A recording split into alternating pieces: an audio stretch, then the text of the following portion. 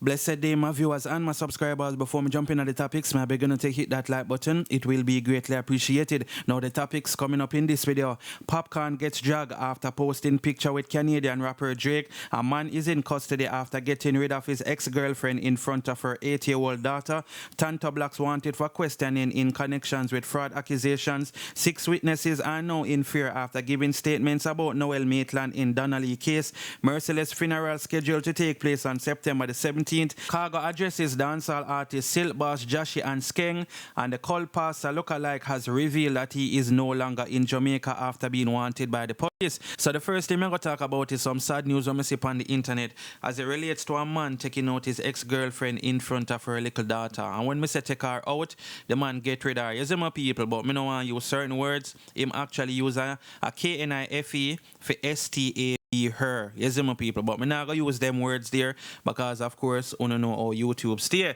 But let me read the article because he is actually in custody right about now, which is definitely good news because you know want people like them here upon the run. Anyway, so this is what the story say. Woman allegedly taken out by ex-boyfriend. A 34-year-old cane cutter is now in custody, facing a charge of murder after he allegedly taken out his ex-girlfriend in the presence of her 8-year-old child in Louis-das-Vale, St. Catherine. Alicia Patience, 35, was STBBED and taken out on Monday evening at her home in Dunford District, Louis-das-Vale. It is reported that Miss Patience was in bed with her 8-year-old child when the man broke into her home and actually, STABBED in her neck with a unknown use. The child was not harmed. The man was held by citizens who gave him up to the officers. It is alleged that Miss Patience had recently broken off the relationship with the man. So all of this took place because the woman basically left him, allegedly. You understand? Very sad situation. And I know one thing, yo, that little girl there got traumatized for life because, if you see all of that happened to your mother and thing. The only good thing out of this, even though, Wayne though, boy, I tell you people, but at least him never touch a little pitney. You understand? Because you have some man that probably does, get rid of she as well. So, thumbs up to the residents them for actually hold on upon him and thing. It's definitely, good because I'm sure say once this man get away, them probably wouldn't hold him for now. But anyway, people, let me know what you guys think about this in the comment section. So now we're going to talk about the 6 witnesses in the Donnelly case who are now in fear of their lives because I guess them afraid that the statements that they gave towards Noel Maitland or against him, that they will be let out the bag. You understand what I say, people? So let me get into this story right now and you guys can tell me anything. You see my people? So it says, witness fear claims Joel Maitland case. Prosecutors came under fire on Monday as 6 witness statements in the Noel Maitland case were withheld from being served on the defense because of an alleged attempt to pervert the course of justice in at least one instance. Maitland, a police constable, has been in custody since being held on July the 27th in relation to the taking out of his girlfriend Donna-Lee. Donaldson, Parish Judge Lorian Cole Monteague held the middle ground as the Crown and the defense traded arguments which derailed a scheduled bail application. Maitland was further remanded until September the 16th when the bail application is expected to be heard. The partial disclosure to the defense includes 9 police witness statements, 2 civilian statements including that of the mother of Donna-Lee and 5 crime scene discs. The Crown said they were constrained not to make the disclosure because doing so could undermine the case. This is an ongoing investigation and those statements reveal certain information that the Crown is concerned will jeopardize the state of the investigation even at this moment. And some of those statements also, we are seeking to protect the sources, the Crown Counsel said, having sought instruction from the Director of Public Prosecution, but that position was questioned by Casey and Kennedy Sherman of Maitland's defense team. The prosecution said they intend to enter a nolle prosequi to have the case against the policeman transferred from the parish court to the home circuit court. They argue that the contents of the preliminary reports, though absence of statements, are not to prevent the defense from making an application for bail. However, Kennedy Sherman said she did not have the liberty to rely solely on the summary outlined. It is what it is, but unfortunately for me, I have certain obligations to my client that must be met, and whilst my friend is saying it is not their position to curtail the defense, I do not stand in a position where I can say that is not being done. having not had sight of the documents myself, she said. Judge Cole Monteith said that Maitland Council should have been placed in a position to make a decision for a scheduled bail hearing.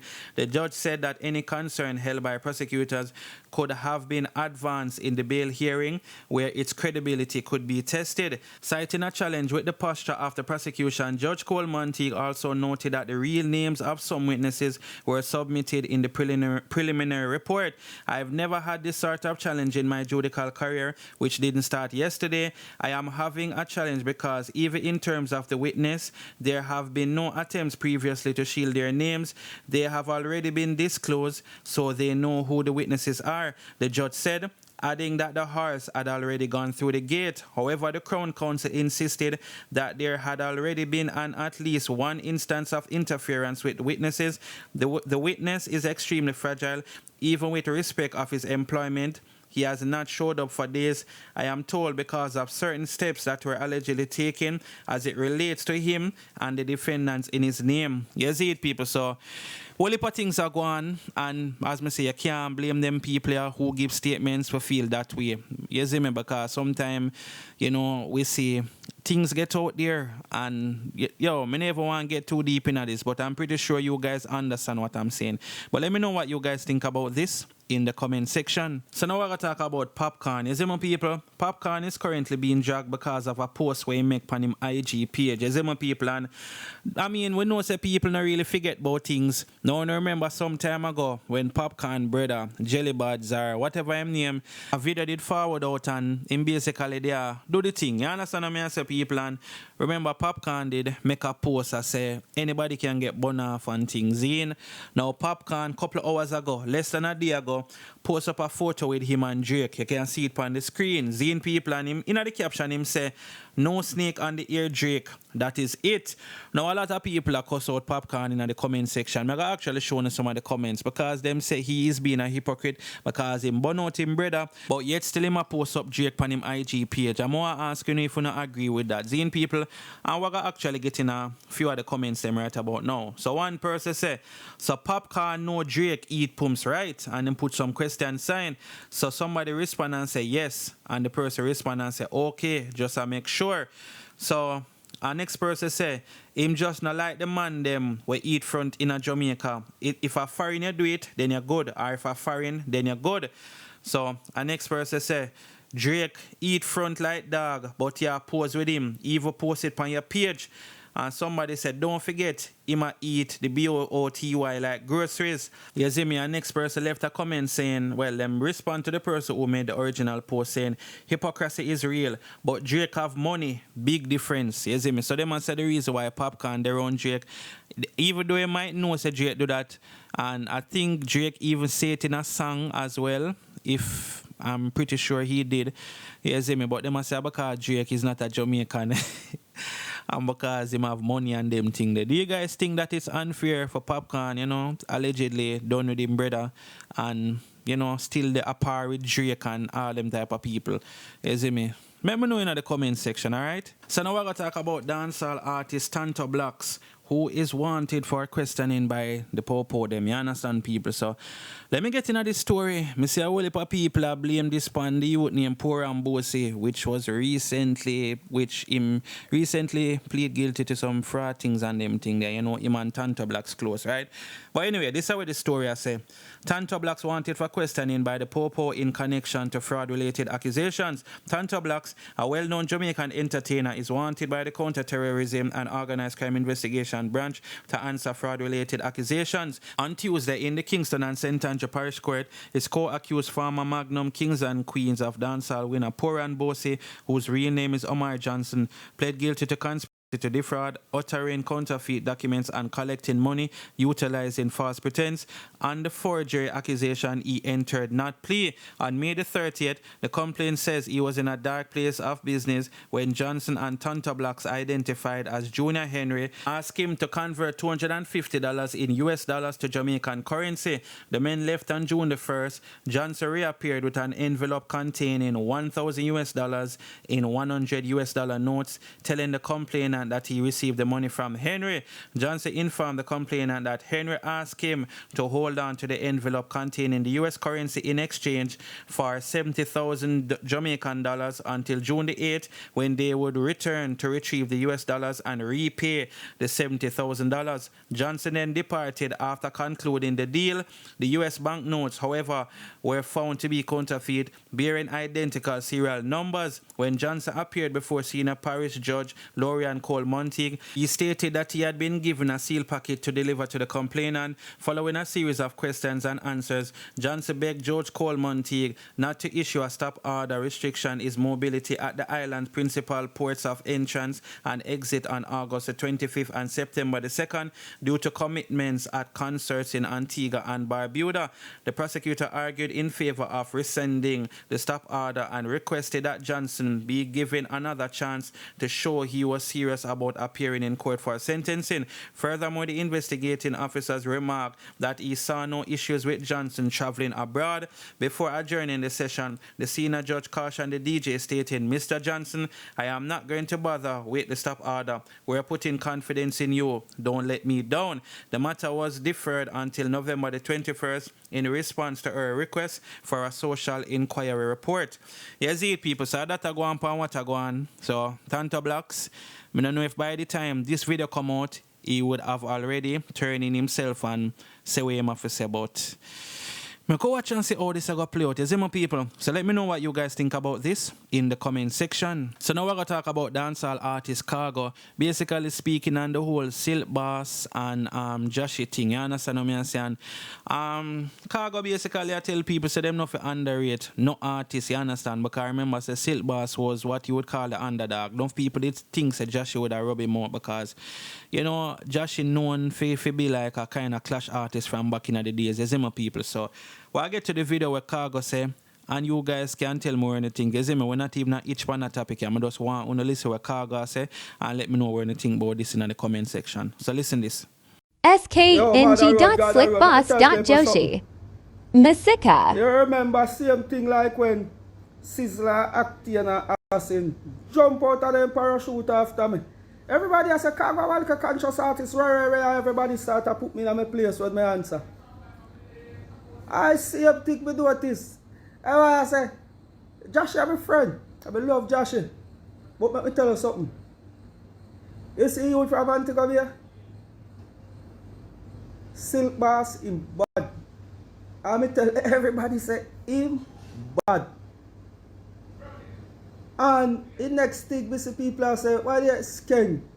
Can't clash massacre. Not no name, so you act like microphone mute when young artists are sing. And he headphone lock off with the feet ears. Not the gossa dog. Let me tell you something. You know the man you're supposed to afraid of? The man who have nothing for lose. Lord Jesus Christ. You're afraid of that. Yeah, man, people, and that is definitely proving. So you can't underrate no artist. You can't feel like say because that one they may be more popular. You see me? Talk a phone, no sleep on nobody yard. At the end of the day, any artist can get up, use it and make a hit song or get a hit song. You understand what I say, my people? Well, not any artist, but I'm sure I understand what I try to say. But anyway, people, let me know what you guys think about this and if you don't agree with what Khago is saying in the comment section. So now we're going to talk about the car mark dealer Omar Gale, which I talk about that brother here in a two previous videos. You understand what I say? Him are the man where them say favor the call pastor and thing. Well, basically this man make a post on him IG page. Cause remember, you know, people, this man is wanted by the police them and thing because him allegedly owe some people some money. Him tell them say I'm gonna bring in some cars for them and them thing there, and that never happened. You understand? I think me even see another story with somebody I say like him have over $2 million for them or something like that. Me never really catch it full and thing. But you know, the man basically make a post now. I sure say him dep on a plane, he might leave the island and he will be back. So I don't know if him really gonna come back or if him even take that the officers them a try locate him seriously. But check out that clip here, my people.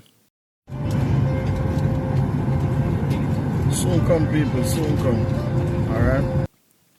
Yeah, man, and somebody also sent in a screenshot of a conversation between them and him, Zine Omar. Zine people, and basically, you know, you can see it on the screen. I will not be reading it, but when it all said and done, you know, the man seemed to get the person attitude and stuff like that. You understand what I say? As in, Omar, the car mark dealer, seemed to get the person who is supposed to be a customer attitude, and, you know, the person I said them go expose him to CVM and all them type of thing there, and the man I tell them say them can go ahead and do it. You see me? And basically the man I tell them, the car dealer guy I tell the person say them need to stop text him because he has a lot on his plate right now. So I don't know, people. You have to be careful out there who not go no money to. That's the only thing I can say. Be very careful because nowadays everything might look legitimate when it's really not. So we have to know when I do.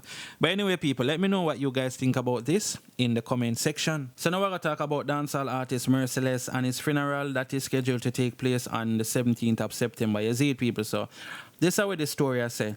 Merciless funeral to take place on September the 17th after a 3-day celebration of Dancehall Stars Live. Dancehall star Merciless will be buried on September the 17th, 2022 after he passed away in July at age 51. The burial will cap a 3-day celebration of the Mavis Singers Live on the night of Thursday, September the 15th. The festivities will begin with a setup at Mixing Lab on Dunbar Avenue, St. Andrew, where Stone Love Sound System will hold center stage. On Thursday, all the selectors and artists who want to pay tribute to Merciless will be there to give the dancehall industry a chance to give Warhead an official dancehall farewell. Everyone who love and knew Leonard can come show their respect and give tributes with performances. Harvell Gaddafi Hart told Dancehall Mag. The following morning, September the 16th, Merciless BODY will lie in state at the Mixing Lab. The viewing will begin at 12 noon and industry insiders and others well-wishers can compare their final respects. Hart said. Funeral director Tommy Thompson of Bright Light Funeral Service will be in charge of the proceedings as the Old Gallis DJ will lie in state at Mixing Lab. I have been asked to parade the BODY around Kingston and to organize a major viewing at Mixing Lab and put all the relevant protocols in place to send Merciless off in style. My team and I will be turning Dunbar Avenue into Merciless Boulevard with banners, photos and such. Tribute will be done while he will lie in state on Friday. Our songwriters, musicians and entertainers will be in the house paying their last respects. Thompson, who is known for providing swanky and glitzy funeral for top celebrities, said the whole event will be done in manner. This is appropriate and fitting his personality. It will be a monumentous occasion, Thompson said. The 3-day celebration of the life of Leonard Bartley will climax with a Thanksgiving service in Maypen on September the 17th.